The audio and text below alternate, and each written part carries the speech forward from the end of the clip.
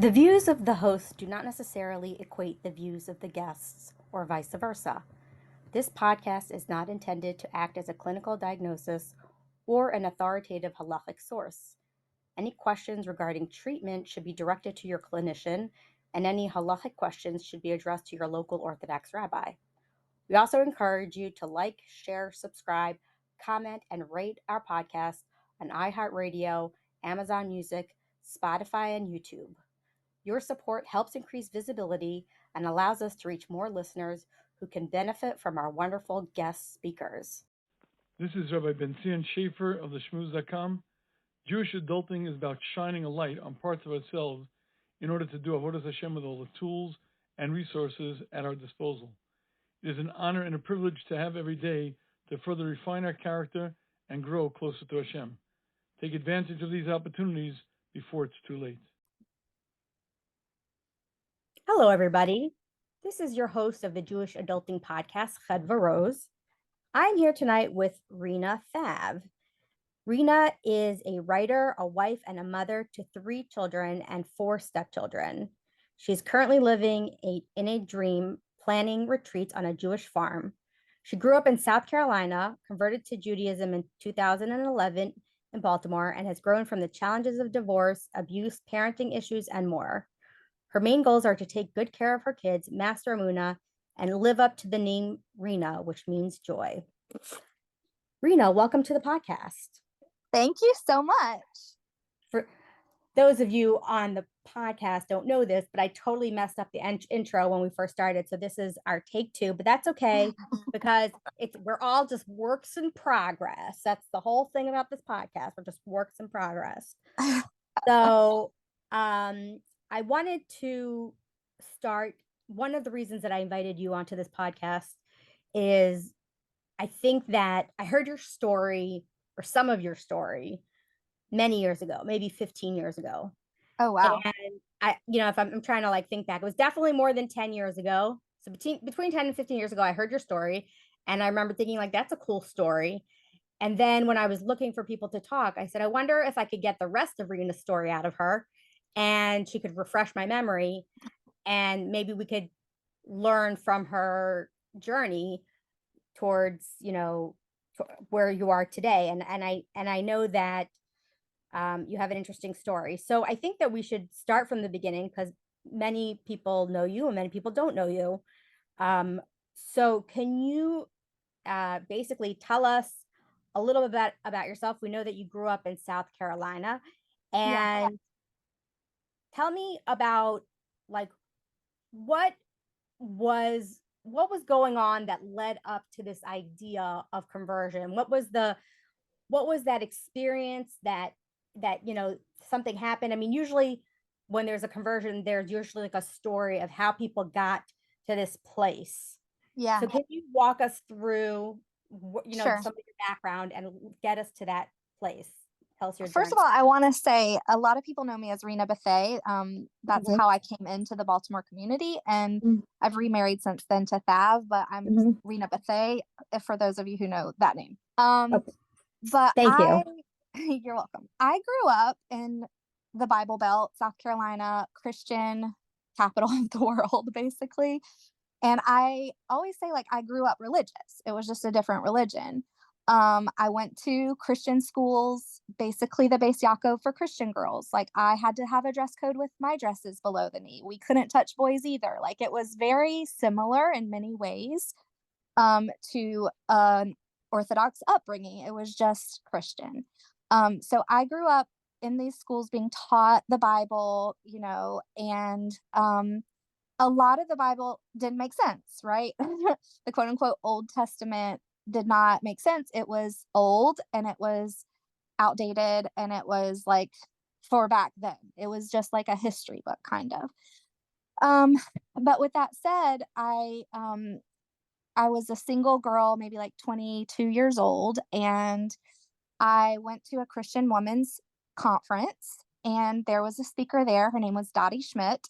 Very Jewish last name. I'm not sure if she's Jewish or not.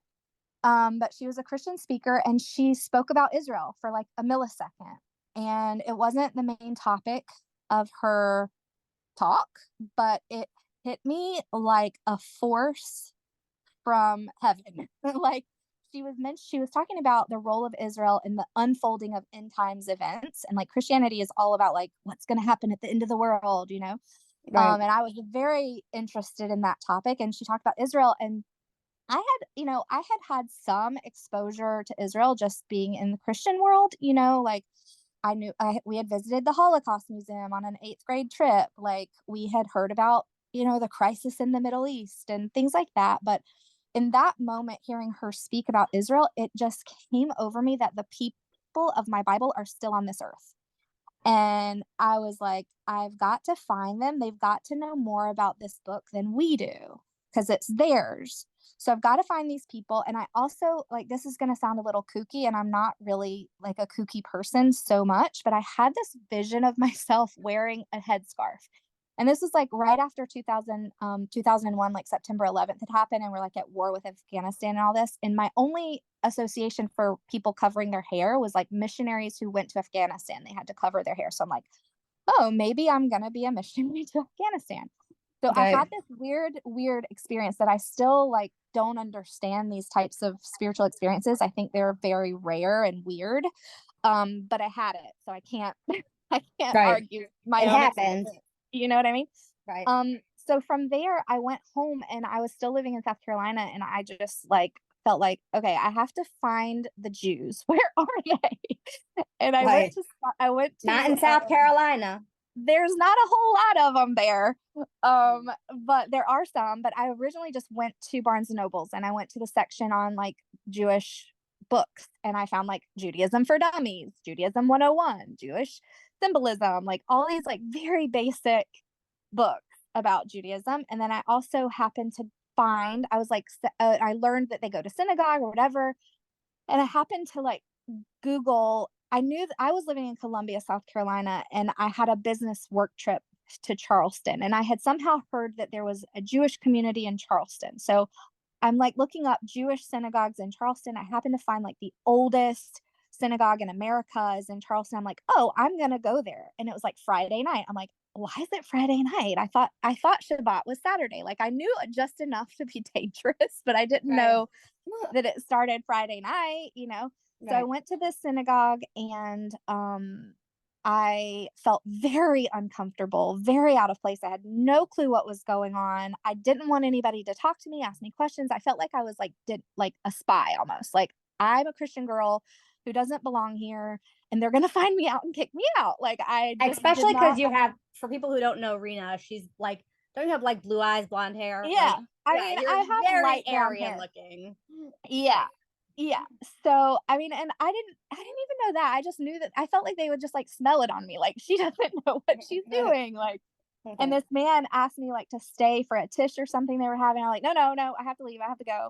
And I stole the sitter though. I stole the sitter. It turned out, I think it was like this conservative synagogue, but I stole the sitter because it was like there was something so meaningful here. I felt like there were answers here, and and as much as I didn't understand, I need.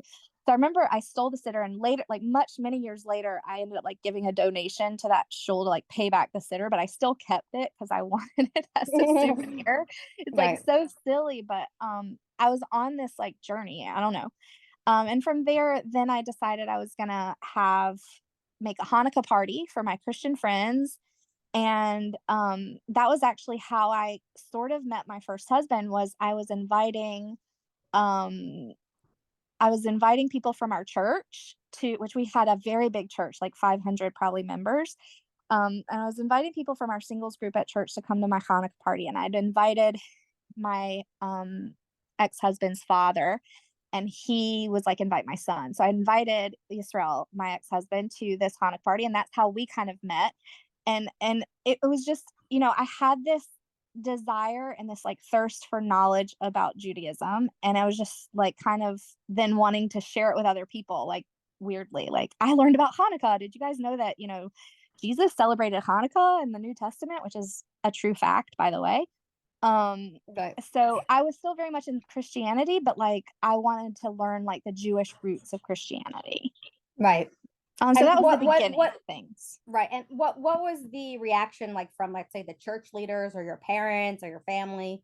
or your friends At even? that point, it was all really all fun and games. Like my mom was like, "Oh, sure, I'll get you some dollars, like those like chocolate coins from the dollar store. I saw them there." And Right. like, my friends were just wanted to come for the food. Like they didn't really care. I remember like trying to like tell them the story of the menorah, and like no one cared about that so much. Like they were just kind of like, okay, we're just here for the food and the party. Right. But no one really. It was still very light, and it was still like very Christian, so it wasn't threatening to anybody, and they just kind of like went along with it. At that point. Right. Now you said that you know, you had this like desire to like know more about Judaism and to sort of like learn it, but that the Old Testament didn't make any sense. Tell me a little bit more about what didn't make sense. You're saying that the Old Testament was like it was like a history book that was made up, like stories that it Yeah, was like Disneyland type it of was like, it just felt like ancient traditions that we don't do anymore. Like, okay, this person's getting leprosy and they're getting spots and they're getting cast out into the wilderness, and like goats are falling off of hills, and blood is being thrown on altars, and like just all this stuff that I didn't see happening in the world, and to my right, knowledge wasn't happening anymore. Like I had no idea, Hedva, that like Jewish people were keeping these laws still. right. Like I mean, What I about the understand. New Testament? How was that impacting you? I mean, So was it the New Testament, I understood. I mean, it's the New Testament is much more like it's a story of Yashka's life. And then it's a story of the Apostle Paul, who's like a main Christian leader, an early Christian leader. And it's a story of his travels and his lessons. And like, it's much more like be a good maybe person, like love right? each other. Like you can understand that. Like that's not hard to understand. And even though there were some like history to it, as far as like Jesus's stories and stuff, Mm, it didn't seem as like gone, like past tense. right. I understand. It was more Um, relatable. Yeah. Yeah. I mean, there were still many things that maybe I didn't fully understand because it's complicated, but it was much more straightforward than animal sacrifices and like the splitting ocean and, Right. like Yeah. like making bread in a hurry as you leave Egypt. Like. Right. Yeah. I hear you. Okay. So, all right, where were we? So you had this Hanukkah party Yeah. and it went over however it went over, which was basically people weren't that interested in it, but you were so excited about it. Yeah. Okay. So So what would happen next?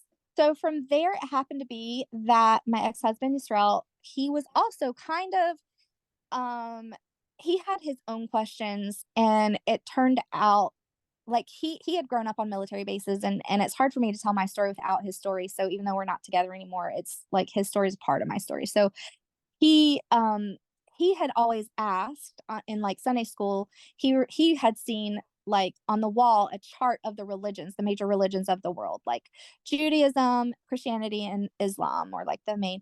And he's like, how come we don't do this one, pointing to Judaism and Moshe Rabbeinu, like because this is the oldest one. So he's in our book too. So how come we don't do this one? And no one could ever give him a good answer for why we don't do it anymore.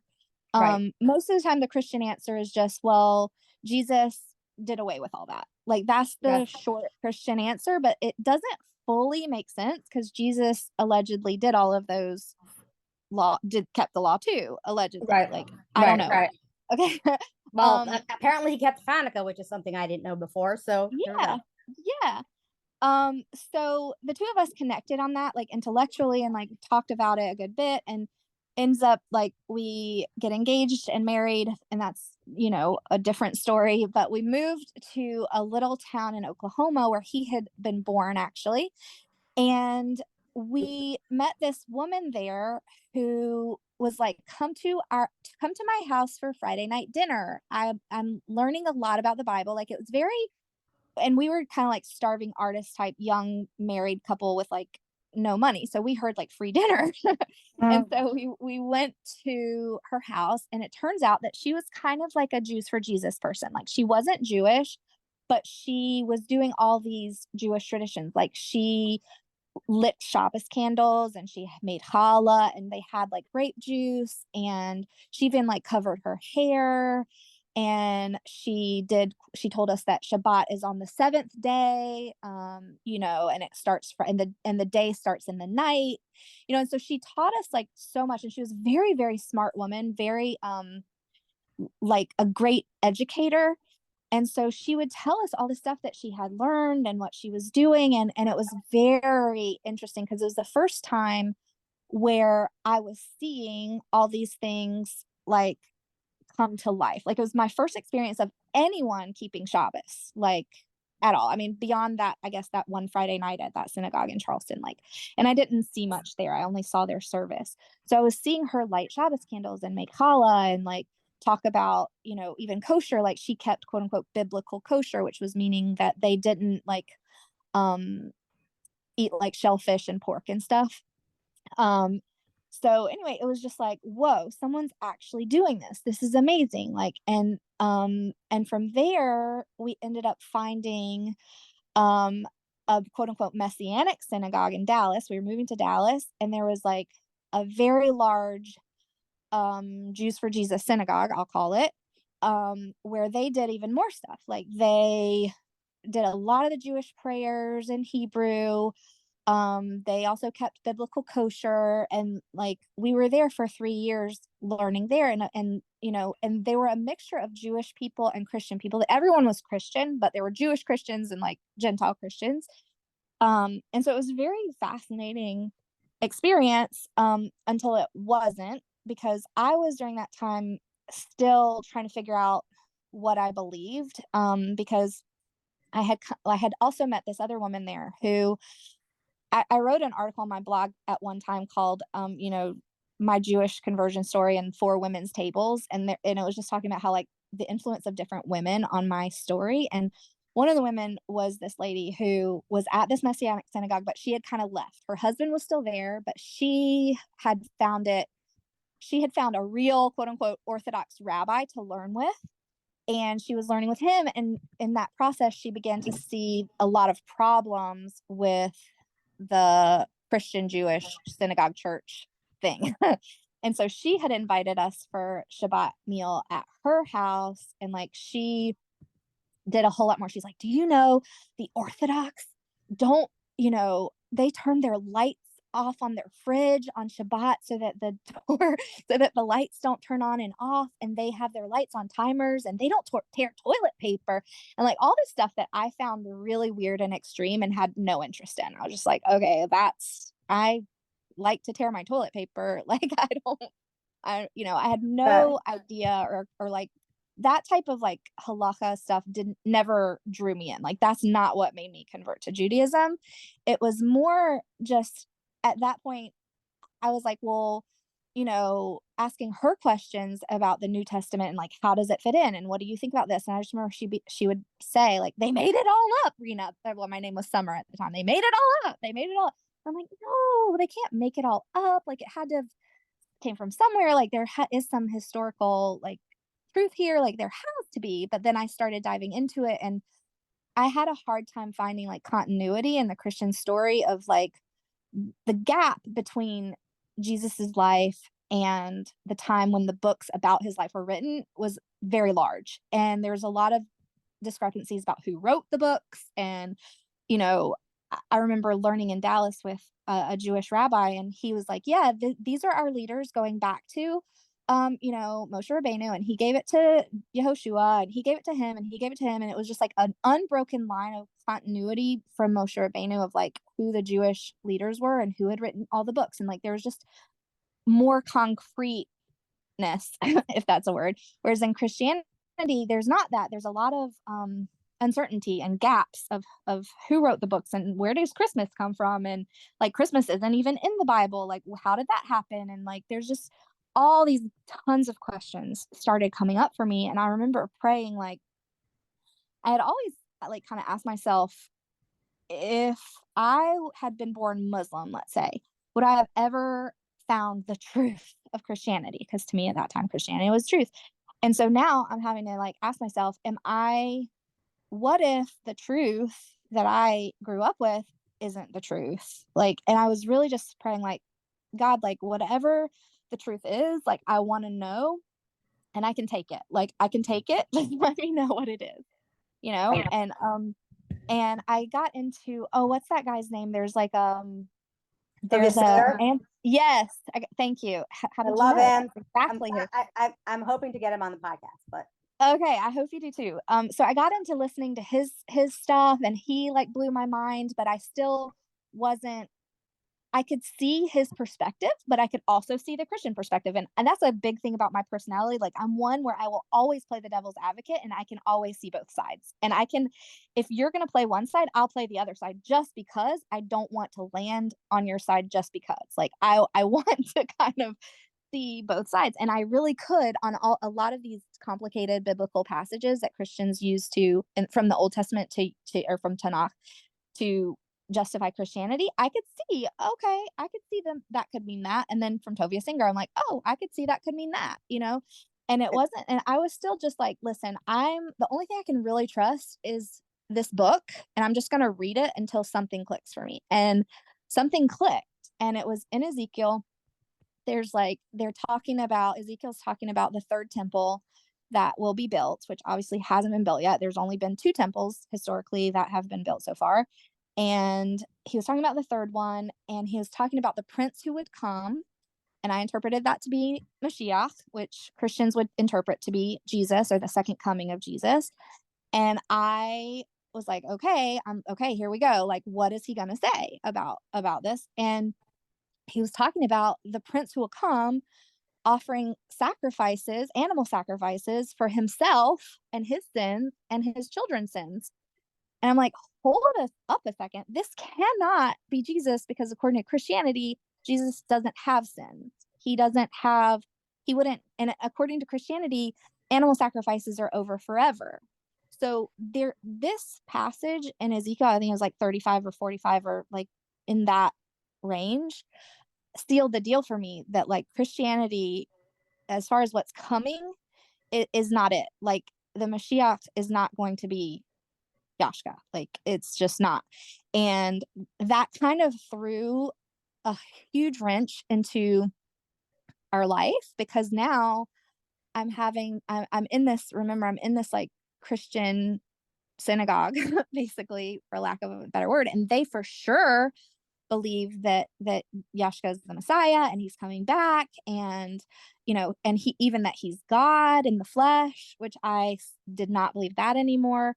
And so I had to stop going there, and I was like, I can't go back there, because I definitely don't believe this anymore, like, after this.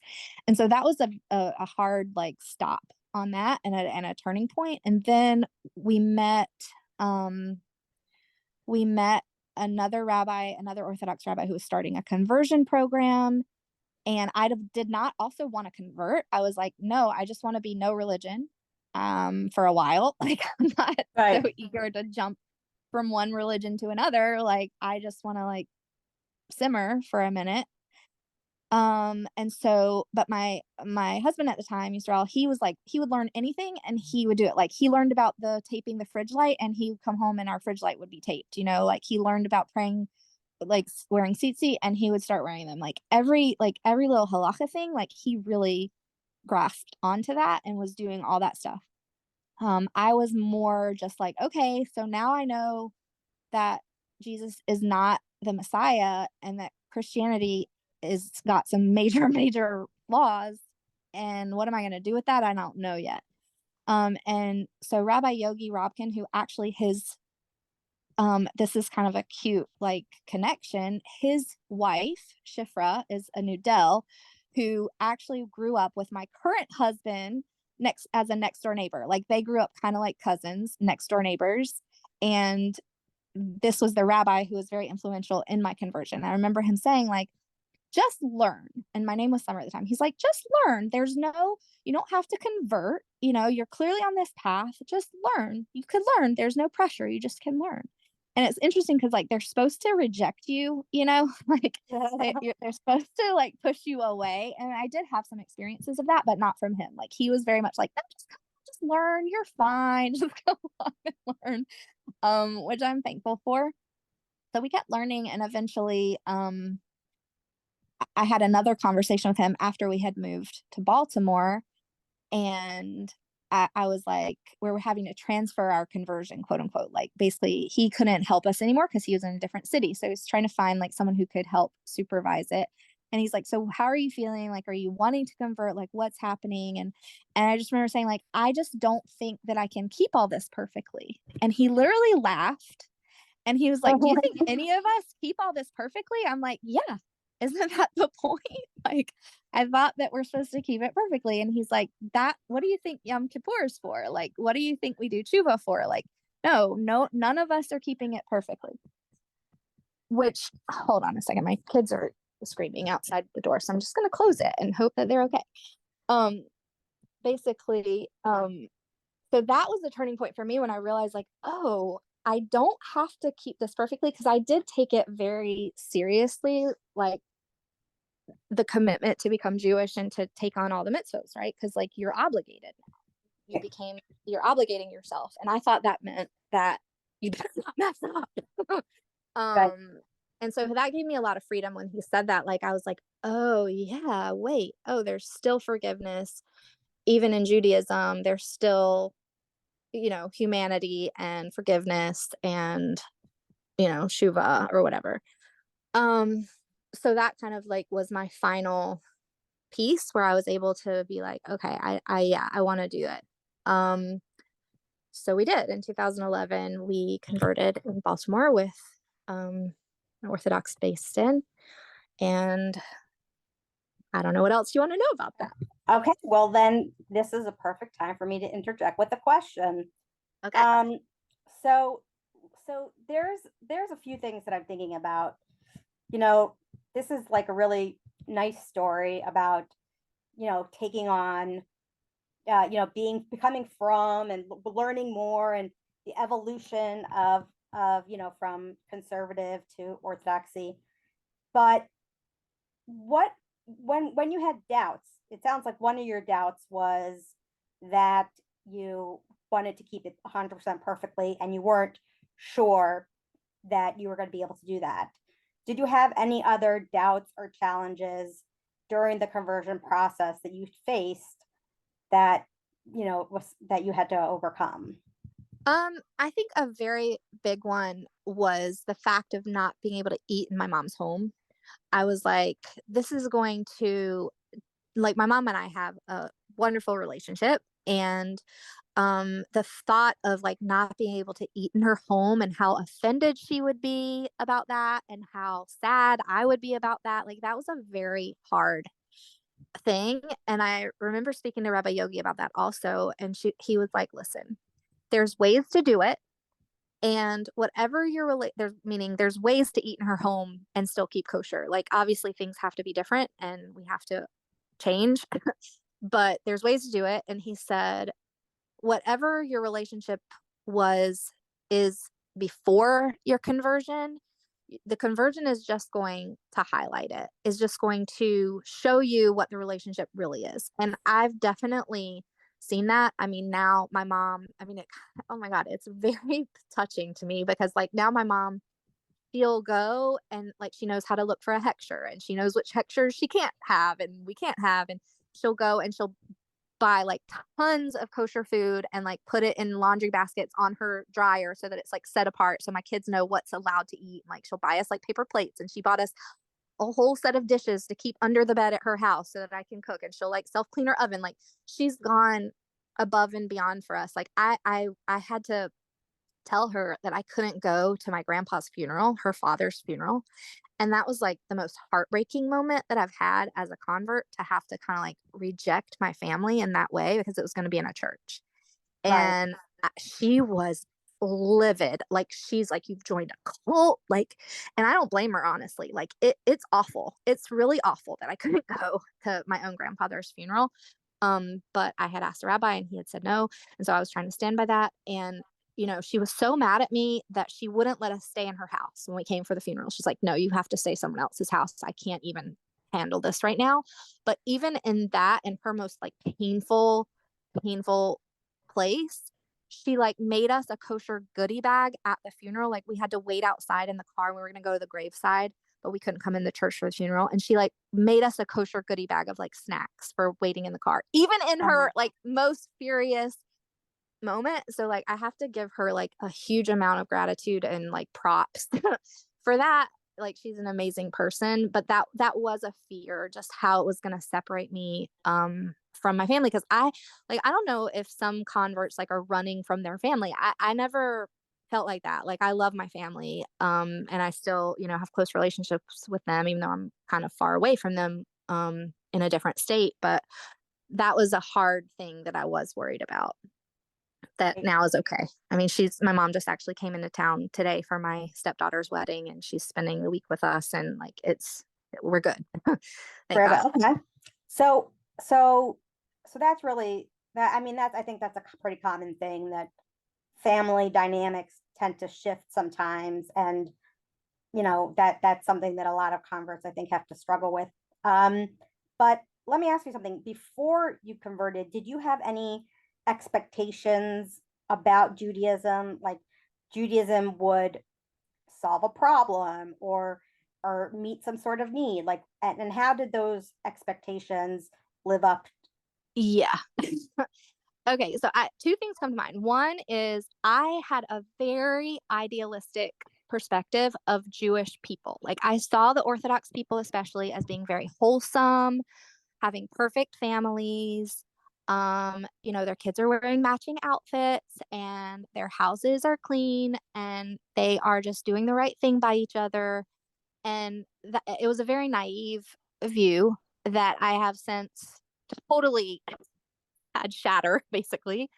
Because you know, I've seen Jews do some pretty bad stuff. And I've been very much disappointed by their behaviors. So that was one thing. Like I was very wrong about that. Like people are just people, whether they're Jewish, Christian, you know, agnostic, whatever, they're still gonna be ones that do bad stuff or dumb stuff or whatever. So that was like a really silly, like looking back on it now, I don't know with age or whatever. I mean, this was 15 years ago kind of.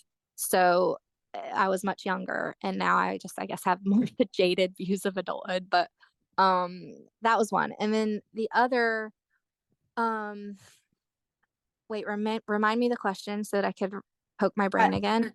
Yeah, so we discussed when we were talking initially about, you know, what we were going to talk about on the podcast. You mentioned that you had this expectation of Judaism. Oh, right. Okay, so another thing that I wasn't even like aware of, that I only realized when I was going through my divorce, because you know, my ex-husband and I, we converted together. We went on this beautiful journey together, had an amazing, you know, beautiful Jewish wedding in the backyard of Rabbi Goldberger's shul. Like we were like an inspiration to the world, you know. And then that crumbled in a very bad public way, embarrassing, humiliating way. And I realized that I was like really mad at God about that, because I had this expectation, even though it wasn't, like I said, it wasn't like a very conscious expectation, but it was there. And it came out when I got divorced, that I thought that, okay, I'm going to align myself with the truth of Judaism. I'm going to change my whole life to align myself with it. I'm going to keep kosher. I'm going to make Shabbos. I'm going to go to the mikvah. I'm going to do all of these mitzvahs. And you're going to owe me something, God. And that is, you're going to owe me the type of wholesome, perfect life that I imagine that these Jewish people have, which I already told you that also was not true. So I had this expectation that things were going to be, that God was going to owe me something for doing all the mitzvahs, which, I mean, God doesn't owe us anything ever. Like he's just doing what is perfectly just according to the scales of Hashem. You know what I mean? Like, and now, like, but I did think, like, how could this be happening to me? I changed my whole life. Like, how could God let this happen to me? And it's just not reality. That's not how things work. Right. So there was also, you know, there's this thing about fixing, like, you know, I have something is within me that I'm not happy with, or it doesn't feel whole. And Yeah. then there's this notion that what's going to fix me? Is it going to be, drugs, alcohol, religion, and Yeah. and perhaps, some people would think that Judaism would be the answer to that. If I Well, convert. I think that like, I've struggled with like not being good enough in my life, right? Like not being good enough. And we find situations to reinforce beliefs. Okay. So we can do it in like relationships or in whatever patterns that we do. Confirmation And bias is what yeah. And so like I think that many people and I'm not going to say every person, and I don't even have a percentage of how many, but I think that it may be common that people turn to Judaism either try and it's trying to solve two things. It's trying to make you feel quote unquote good enough, right? Like, okay, I found this way of being that I'm going to measure up to God's standards. I'm going to be good enough. And at the same time that you're trying to find the solution to being good enough, it's reinforcing this thing that you're not good enough. Does that make any sense how it could be doing both? Because like at the same time, there's these impossible standards. I mean, we're not supposed to say that it's impossible because like in Devarim it says like I've given you these laws and it's not too hard for you. Okay. So it's not. We can do it. It's possible. But at the same time, there's many, many opportunities to fall short in halacha, in just community standards, and just like wearing the right thing at the right time, or my kids do this and your kids do that, or whatever. There's many opportunities in a tight knit community to be judged or to feel like you're being judged or to judge others as better than or worse than you. Like, so I think that it's definitely, for me, I will say, even though I didn't realize it, and there was this also very, pure, beautiful search for truth, there was also this not good enough thing happening where I needed something to make me feel good enough. And it was religion and Torah and mitzvos and Jewish community. And also, I needed this thing to keep reminding me that I'm not good enough. And it's so weird that it could do both, but it could. And I think that's still like, it's still a process for me. Like I'm still not past Well, that. there's a lot of this dialectical reality where we're Tzelem Elokim, but we're also here to do tikkun. I was just talking to Rebbetzin Sarah Feldbrand, who is going to be episode 22, and we're talking about anger, and she said, in the Gemara it talks about anger, and it has the different kinds of anger, slow to anger, whatever, all the different angers, but there's not one description of someone who has no anger. You're gonna get angry. It's the nature of the way Hashem put us here, is that we're going to fail, we're going to make mistakes, we're gonna mess up introductions on podcasts and whatever, but our job is to be mitaking that. That for a perfectionist can be very hard to deal with. It's almost like you're saying that I'm Tzelem Elokim, I'm the image of God, which is perfect, and then I'm also broken, and I have to do tikkun for the world and for myself, and that I have to, and I keep coming back until I get it right, and that through different coming back from life to life. I mean, there's just so many dialecticals in Judaism where there's an expectation of perfection and then an expectation of having faults. So I think that it does make sense to me, at least, if I'm understanding you correctly. Yeah, and I think like I learned this a long time ago that the most wisdom is in both and, not either or. Like there's more wisdom when it's like both of these opposite things being true. That's wisdom. That's weird, but that's wisdom. Either or is not wisdom. Either or is like black and white. Like there's always both happening, and it's So I wanted to talk about part of your evolution on your journey. You went from having one vision of Judaism to another vision of Judaism, but over the course of and even in our introduction, we discussed that you've been through a lot. You've been through divorce and parenting issues, and you're basically you're doing the ultimate Jewish adulting. You're struggling. Yeah. And my question to you is, what parts of your journey, have there been teachings or rabbeim or gedolim or any parts of Tanakh that have, or any learnings that you have that have helped give you that strength to continue to stay, steadfast, to find inspiration, to keep that joy in your Yeah. life? What are those teachings that resonate with So you? the very first Jewish chabura,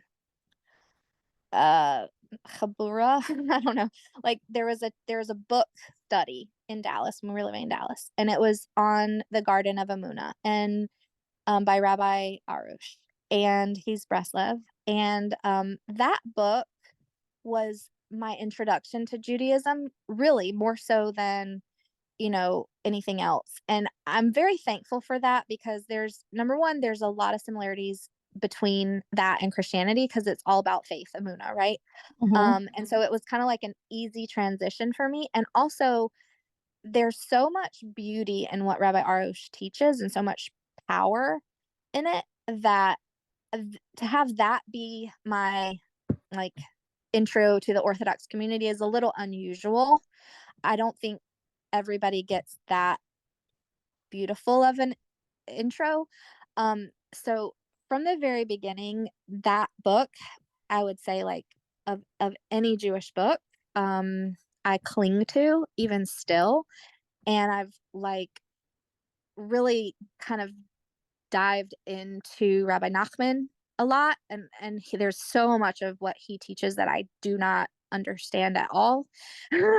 um, but the basics of, everything is for the good. And, I remember I went to LA to hear Rabbi Arush speak in person with a group of women from Baltimore. And it was very shortly after my divorce. And he was basically saying, like, even your mistakes are from Hashem and for your best. And that was like so much of a relief for me, because I was like, how could I came from divorce myself. My parents were divorced. So the fact that my kids were now going to be going through this, and honestly, like, I don't know what I could have done to save my marriage. Like, I really feel like I couldn't have done anything else. I wanted to, but I couldn't. And so I just felt like such a failure during that time. And then, like, hearing him say, like, even your mistakes, even if you did make a mistake here, even that is from Hashem, and it's for the best for you and for your kids. Like, that's crazy to think that the things that we do wrong and are bad are for our best. Like, that's beautiful to me, and it's very empowering. And I definitely cling to that to stay sane through many challenges. So I would say that the best, Okay. Rabbi Arush, Garden of I Emunah. mean, Emuna had, I mean, that book was like a worldwide sensation, international sensation. And I know a lot of people I have never read it, but I heard really good things about it. And maybe I will take a look at Oh, that. you need to read it. You I are know. missing out. I'm just going to invite him on the podcast and be like, give it to me in a nutshell. You know what? He only speaks Hebrew, so you're gonna have a translator. Oftentimes Rabbi Laser Brody translates for him. So that would be amazing if you could. I like just bawled my eyes out under listening to him, because he just has this smile on his face, and he's just like saying, "Everything's from Hashem. Hashem loves you. Everything's from Hashem. Even this, even that, even this."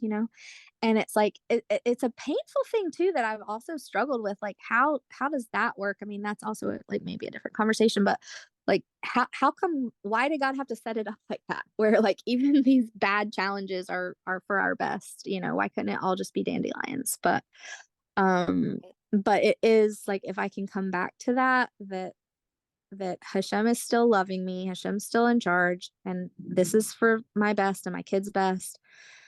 It's just very comforting. What would you tell a younger version of yourself? Looking back, the 22-year-old version, you had the Hanukkah party. What would you tell her, going through all that you've been through and this last, I'm sure you're only 10 years later, right? But what would you tell her? No, listen, that was 2004 and it's 2024. So that was 20 years ago. I wasn't gonna make people do math. I'm old, okay, and I admit it, and I'm happy. Okay.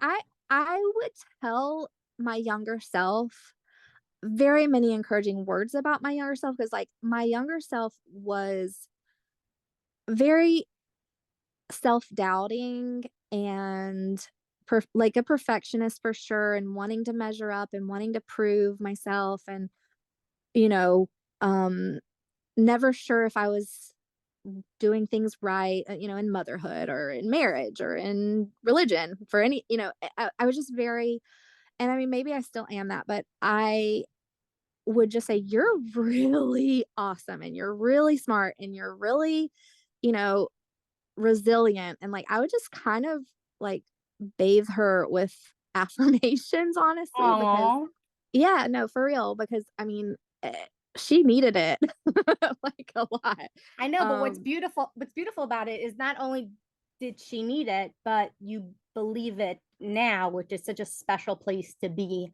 to I say, believe it much more now. Thank God. right, I do. right, I feel like I am really strong. Like I've right. proven my strength to myself with God's help. I mean, I don't take the credit fully, but I feel like I do know my strength now for sure.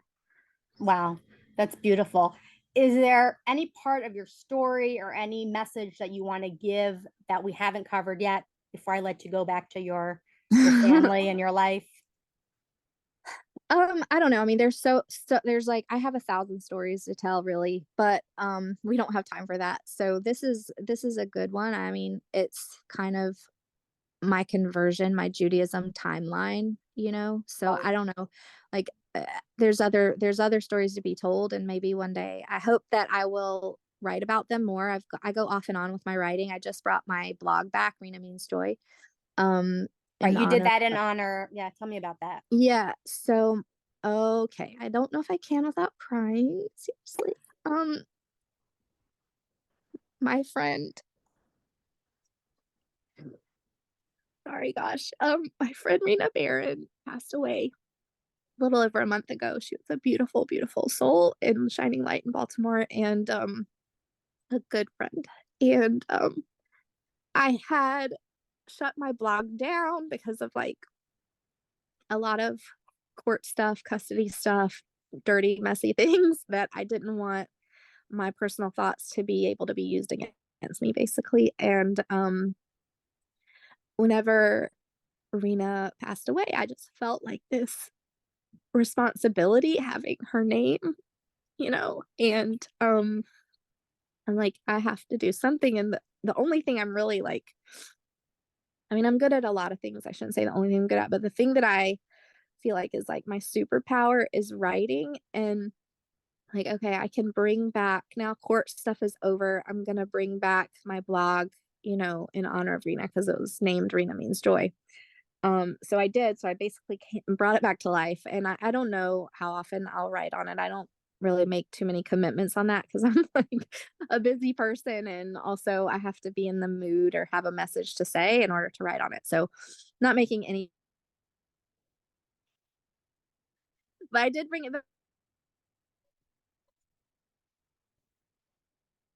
about. So God willing, and, with Hashem's help, I'll get it all out there little by Okay. little Well, I over think you have more than 40 one years. superpower.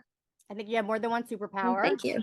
I think your Okay. story is very inspirational. And I particularly like how human it is. Like so many times I hear these conversion stories and I don't relate to them because, first of all, I'm not a convert, but I relate to your journey. I relate to your Really? struggle. Like it feels so real.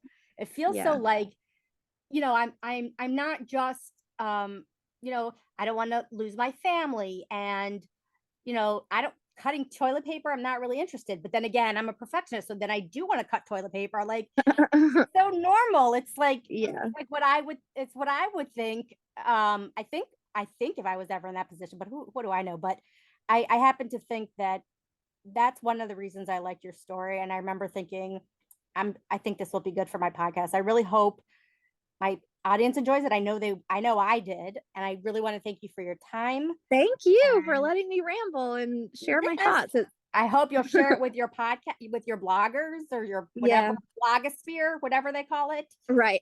Um, your universe. And I hope that Mazel Tov on the wedding, Thank and you. we'll be in touch. Okay, thank you so much for the opportunity. I really appreciate it. No problem. Have a good night.